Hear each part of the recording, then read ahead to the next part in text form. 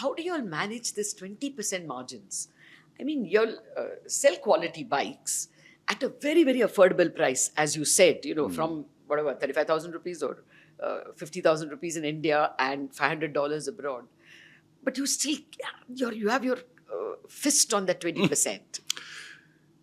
Do you look at margins first and then volume? No, margins are always a consequence. Even within the company, if you talk to people, there will be some who will think that we are driven first and foremost by a 20% EBITDA. This is not true. The answer to this puzzle is quite simple. It's in two parts. The first part is this: most companies do not achieve this margin because of the things they do which they should not be doing. So in every company, there is the 20% EBITDA product in every single company. But then the management decides to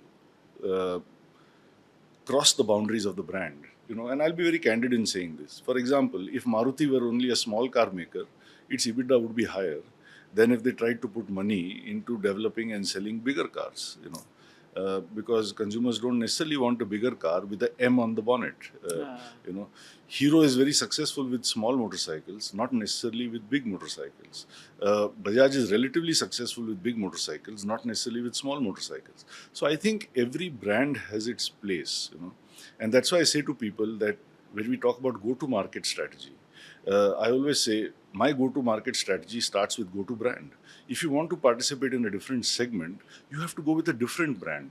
Brands do not travel inter-segment as much as management would like to believe they do. So that's the first part. If Bajaj had been participating, let's say in ICE scooters or mopeds or other such segments we had ventured into, we would not have a 20% EBITDA. Because that would be taking 5%. It would not be accretive. It would be taking 5% our bottom line. So this is, I think, a big part of the reason why we don't have that.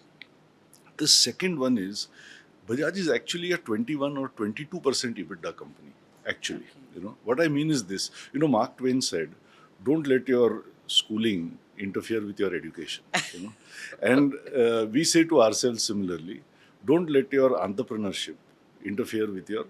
Don't let your business interfere with your entrepreneurship. What we mean is that the reason we are at 20 and not 21 or 22 is because there is always a 1 or 2% experimentation that goes on in Bajaj.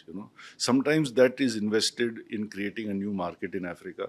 Sometimes that is invested in creating electric vehicles. Sometimes that is created in bringing KTM and Triumph to this country.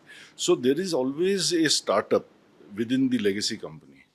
And at different points of time, that experimentation is happening in different areas. So it may appear to you that you have invested so much in EVs. It's no secret that so far EVs aren't really profitable. But how do you manage to buffer that? Because that buffer was there always, being applied somewhere else, and now it's been brought into play over here.